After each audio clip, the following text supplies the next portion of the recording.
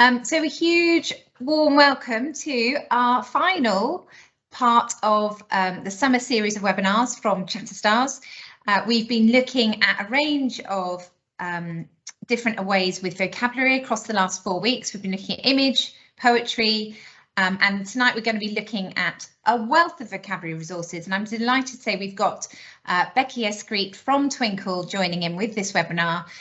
So we're going to look through a whole array of how we can boost vocabulary, both at home, in the classroom, as tutors, as parents, as teachers, so that we really equip our young people with that eloquent, brave, world-changing voice that ChatterStars is all about. That is our key mission. So with no further ado, let's whiz on.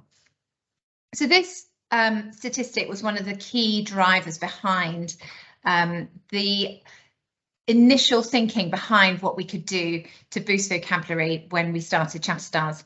It really is an enormously strong prediction for our young people that if they have a eloquent and strong and deep vocabulary, then they are likely to go on to be really successful at examination points, assessment points, but more importantly, beyond into life, their well-being, and life chances are so much more enhanced with that strong, deep vocabulary. And that was really behind the decision to try and do something more for our young people who are digital natives and want to play games and do all sorts of word puzzles in a tech environment.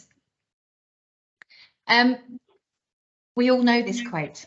It's a great quote, William Morris. Have nothing in your house that you do not know to be useful or believe to be beautiful. And Mary Myatt, who is a very eloquent educationalist who I'm very interested to listen to all that she had to say, she's taken that quote and made it her own for education.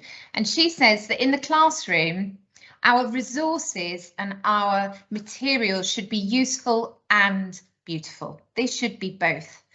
And her view is that our resources and materials should privilege thinking over task completion. So it's not just about ticking a box and getting through a task. It's about trying to be a catalyst for thought, creating resources that are going to intrigue and build that capacity for thought for our young people, which is where that strong, deep vocabulary comes into play when we are trying to articulate those thoughts and that process. She says that the resources we use should provide the stepping stones to mastery. It should be the journey through which our young people can make progress. They can move into that higher order thinking, that higher level unpicking of topics and of ideas behind the tasks that we're providing. And lastly, she says they should be beautiful. And actually, that's one of the reasons that ChatterStars was born, was to give a really digitally interesting and engaging environment to play word puzzles, to be word savvy, to be word conscious in a tech environment. So useful and beautiful. I wanted to bookend this talk with that phrase. So let's bear that in mind as we work through some of the ideas that we're going to share with you. So over the last few weeks, we've shared all sorts of resources. So if you missed any of those, do have a look at our YouTube channel and go back and have a watch of what we've done around image and what we've done around poetry and some of the key ideas around building vocabulary and retaining lots of good ideas. We've looked at using colour charts to create a peacock display. We've looked at how image itself can embed meaning and help us understand vocabulary and that cause and effect use of image. We've looked at word climbs, what it means to move from being slow to fast in that word gradient in terms of the vocabulary. We've looked at how poetry can really boost a powerful voice because it is the cordial of language. It is language in its most meaningful sense, because all of the other words that we need in prose we don't have to use. The rules are different in poetry, aren't they? And we've looked at the Freya model which is there in the top left of our screens, around that keystone word in the middle, and then how we define it, the characteristics, examples and non-examples. So if you have missed any of the other talks, go and have a look because we talk about those in more detail there. This time I want to look at a couple of key things, and the first was to share with you academic vocabulary.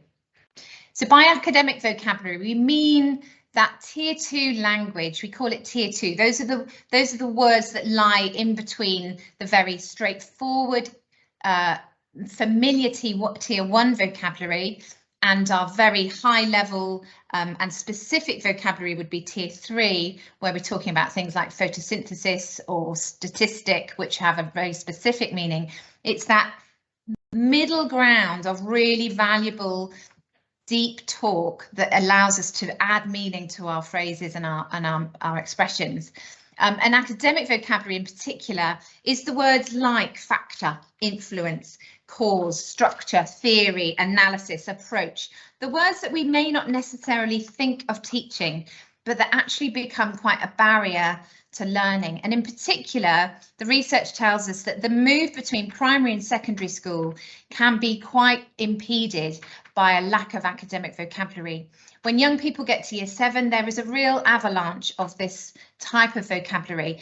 And in fact, it's said that we're encountering 3 or 4 times as much language in secondary school as was the case in primary. And a large factor behind that is this big increase in academic vocabulary.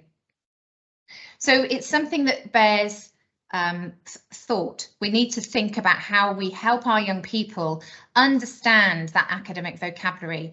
And in fact, within our ChatterStars puzzles, we've built in and threaded through academic vocabulary in all of those puzzles to try and help with that moving between primary and secondary, but also that unpicking of meaning when we're coming across those sort of assessment point test language that helps our young people understand a question.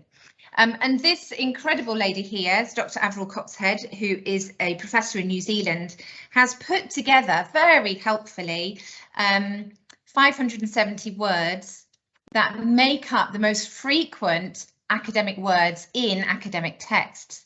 And this is where we've gone to help us with our ChatterStars puzzles. So we've threaded all of these words into the puzzles that we play.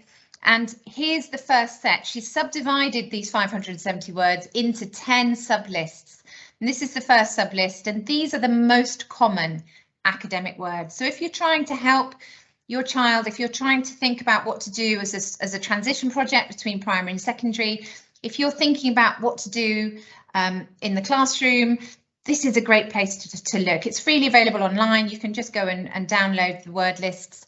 But this is where I suggest you start if you're looking at academic vocabulary and the difference that it can make for our young people who are trying to understand and unpick that more exam assessment sort of language of academic texts. Really good, useful tool for anyone working in school as literacy coordinator to share. Also, maybe a good thing to pop on your walls at home if it's something that you think is going to help your child when they're moving up to secondary school in particular, but possibly before that in year 5 and 6. I wanted to share with you what our puzzles actually look like, so that you know what it is that we do in ChatterStars. So we've got several question types. I'm just going to whiz through a small selection of them with you now. What we do is we try and build up synonym and antonym. We look at puzzles that trigger nuance and that understanding that words have a different power or a different feel behind them, the degree of passion. We look at things like idiom to try and expose our young people to that idea that there are certain idioms and metaphors that are quite commonly used, mostly in reading, and very often those Key Stage 2 SAT exams feature idiom, which unless we know can be a real barrier. So those are the kinds of puzzles that we try and promote. So we've got brick wall puzzles where you've got to look at compound words. We've got the use of antonym, where you've got to shoot an arrow into the word that means the opposite of that keyword, abundant or allow, and you shoot it and you see if you've got the answer right. We've got nuance puzzles here, where you've got to decide which is the most nasty of those words. Is it yucky? Is it disgusting? Is it lousy? Or is it repulsive? And you've got to put them strongest to weakest. And that really is a question that creates all sorts of discussion around language. So it's a great puzzle to work alongside as a tutor or a teacher or a parent and have that debate, have that conversation. We've got the drag puzzles. There's an example of an idiom there. If you abandon ship, you're leaving a bad situation. You've got to decide which are the right words to put into that sentence. We've got synonyms, so you can select up to 3 in that one puzzle there, where you've got to decide other synonyms that mean a similar idea to hopeful. And then you've got a word choice that you can go through and find a similar word or a word that changes the sentence to a different word but a similar meaning. And there's another little synonym puzzle there where you slide along and you have to find one synonym.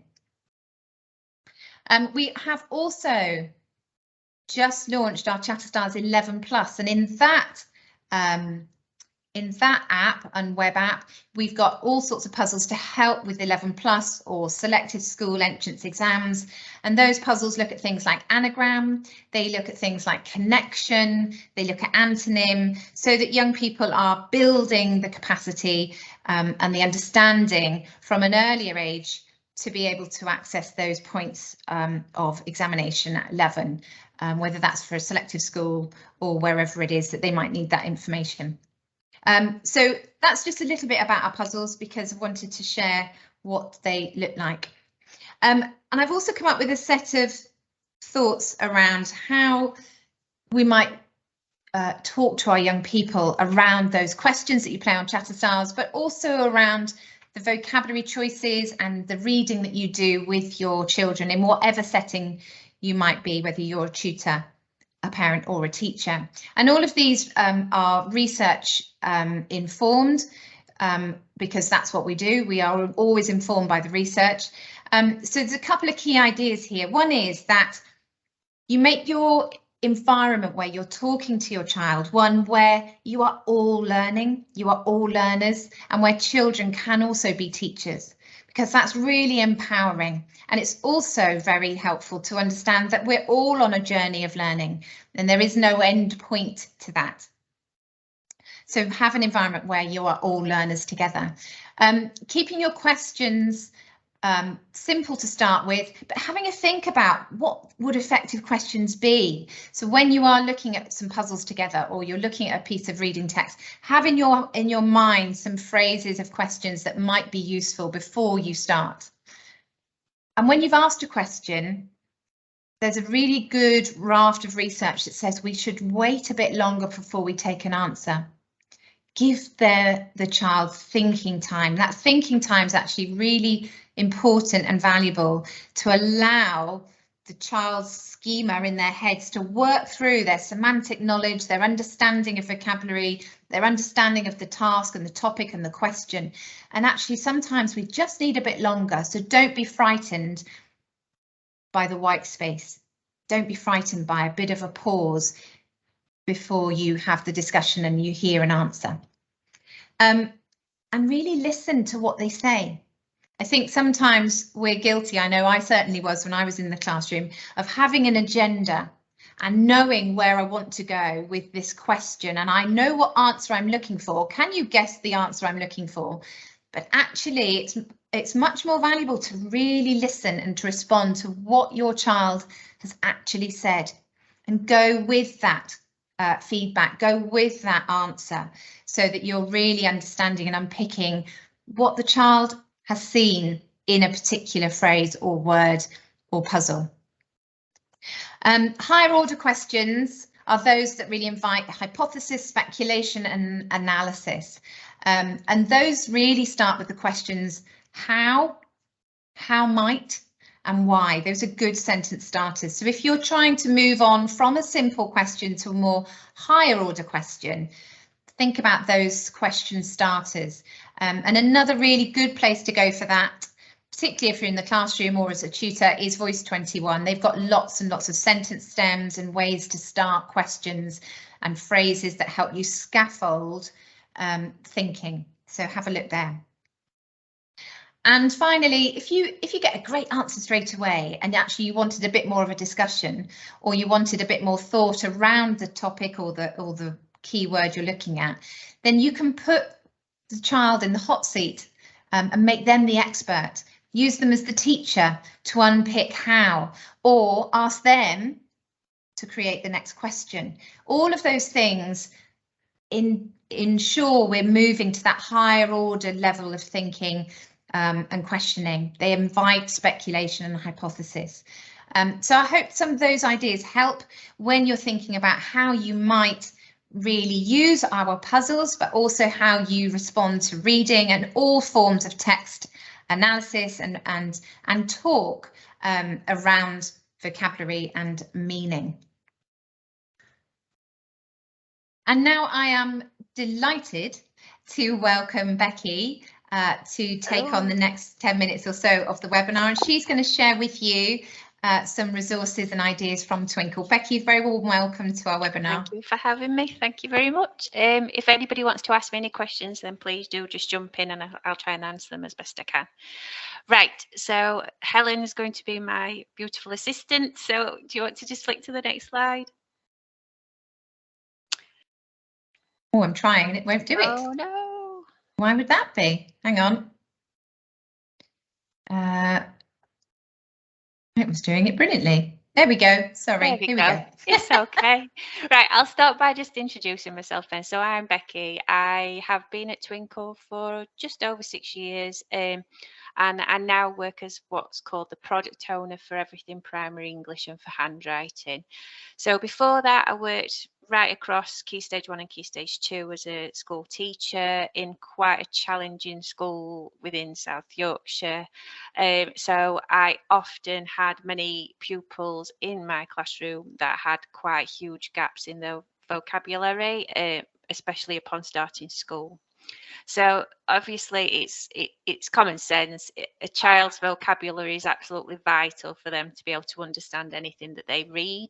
And if pupils, as Helen touched on earlier, have a limited vocabulary, which we often describe now as being word poor, it is proven to have a really negative effect on the progress in all subjects across the curriculum, so not just English.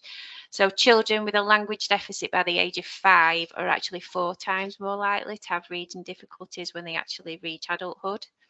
So unfortunately, the gap between the word poor and the word rich tends to get greater as children who actually find the process of reading difficult and the understanding difficult then become your reluctant readers, and the ones that don't want to read at school and don't want to read their home learning reading book from school and don't want to read for pleasure, which is really, really sad.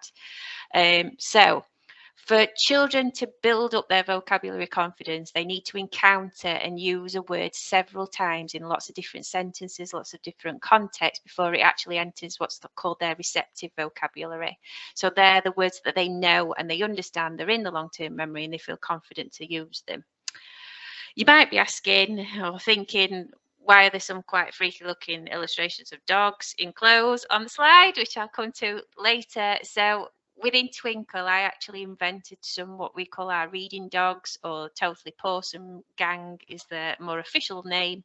So 2 of the dogs are called Victor Vocabulary and Arlo the author, and I will talk a little bit more about them later, but they're the dogs, the sort of the way in, the hook to teach children about vocabulary and the meaning of words in context. And then also Arlo is the one that talks about why authors choose certain words and phrases within their texts. Do you want to just skip on to the next slide for me, please? So I thought this quote from the new Ofsted review about what a quality English curriculum looks like was really interesting, and it actually made me think about my time in the classroom as well. So it says that children are surrounded by a cloud of taken for granted, unspoken knowledge without which the said cannot be understood. So we should never, whether we're a teacher, a parent, a tutor, whatever role we're in, we should never assume that a child understands the meaning of a word, because taking for granted vocabulary knowledge will inevitably mean that children end up less confident in their ability to read and their ability to understand and comprehend.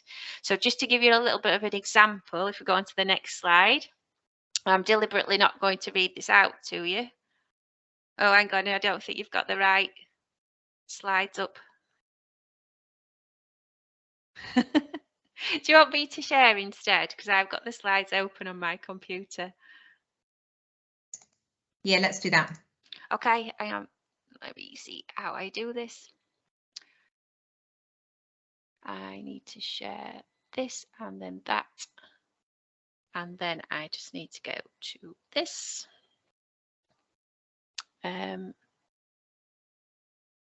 now can't see you, so if you do want to tell me whether that is visible. Is that showing, Helen? Not at the minute. Oh no. Technical nightmare. Let me go back. Try again. Yes. Hooray. Sorry about that. Yes. Technical issues. So what I was saying was we should never assume that children know the meaning of unknown vocabulary. So, for example, if I showed you this verse from a really infamous poem, a nonsense poem, deliberately called The Jabberwocky, which I'm sure some of you have come across before, that was written in 1871 by Lewis Carroll, and I asked you to actually read it aloud, how would you feel? How would you read it? Would you be able to read it fluently? Would you be able to read it with expression if you didn't know the meaning of some of the words? So following on from that, if I went on to then ask you some questions to see whether you've understood that passage of text, if I said to you, what do you normally do in the brillig? Because the verse starts with 'twas brillig. Would you be able to answer me? Because I'd be assuming that you understood what the word brillig meant. So for some children, not knowing the essence of what a sentence actually means, not knowing a word, can really have a detrimental effect on their understanding. Or if I asked you, how would you feel if you heard the raths outgrabe? If you don't know what raths are and you don't know what the word outgrabing means, then how can you actually understand and comprehend and answer that question? So it's just a little example of how some children can feel when we take vocabulary knowledge for granted. Do you want to, oh, I'm in charge now, aren't I? I'll click onto the next slide. So coming back to the reading dogs then, as I said, they're actually called, if you type Totally Pawsome Gang into Twinkl, you will get lots of different resources for all the different types of reading dogs that relate to something called the reading content domains. So the reading content domains are what children are assessed against in the Year 2 and the Year 6 SATS assessment. So in Key Stage 1, there's 5 different types of questions, one of them being this 1A, which is represented in Twinkl by Victor Vocabulary, is to draw on knowledge of vocabulary to understand text. So we've got lots of different resources, hundreds of resources actually available for Key Stage 1, so for children between 4 and 7 years, that help them to build their vocabulary and help give them the skills to answer vocabulary questions. So for example, I'll send all the links for these when it's uploaded onto YouTube. This webinar, I'll put all the links into the comments so that everybody can access them if you want to take a look. So we've got things like the practice booklets that you can download and work through with children at home, or if you're a tutor or teaching assistant. We've got sentence stem cards that actually structure the way that children answer these type of questions. And then we've got this resource, which is a really popular resource in Key Stage 1. It's a series of question mats. So there are actually 5 for each of the different reading skills, and this one obviously is for Victor. So it gives you lots of the kinds of questions you need to be asking your children when you're reading at home with them, or you're reading during story time or whatever, and reading to your children. What type of questions and how to structure those questions to actually introduce vocabulary and build vocabulary skills. So, for example, why did the author use that word to describe how the character feels? Or can you think of another word? So thinking of synonyms, much the same as the ChatterStar games, about a certain tricky word from a text. So I've made, as I said, I've made those particular resources free to download. So I will put the link into the YouTube comments tomorrow, so you'll be able to download those for free if you would like to take a look at them. So Victor then moves on to Key Stage 2, where he actually becomes a little bit more advanced, and the content domain that we test children against at Key Stage 2 is to give and explain the meaning of words in context. So for Key Stage 2 at Twinkl, we've got lots of different resources again that are for all of Key Stage 2 and especially Year 6 when it comes to the Year 6 SATs. So we've got full teaching packs, again we've got the revision and practice booklets, and then we also have another version of the reading question mats for you to be able to help structure vocabulary skill questions alongside reading to your children. So again, I've made the Key Stage 2 version of these free as well to download for the next couple of weeks or so.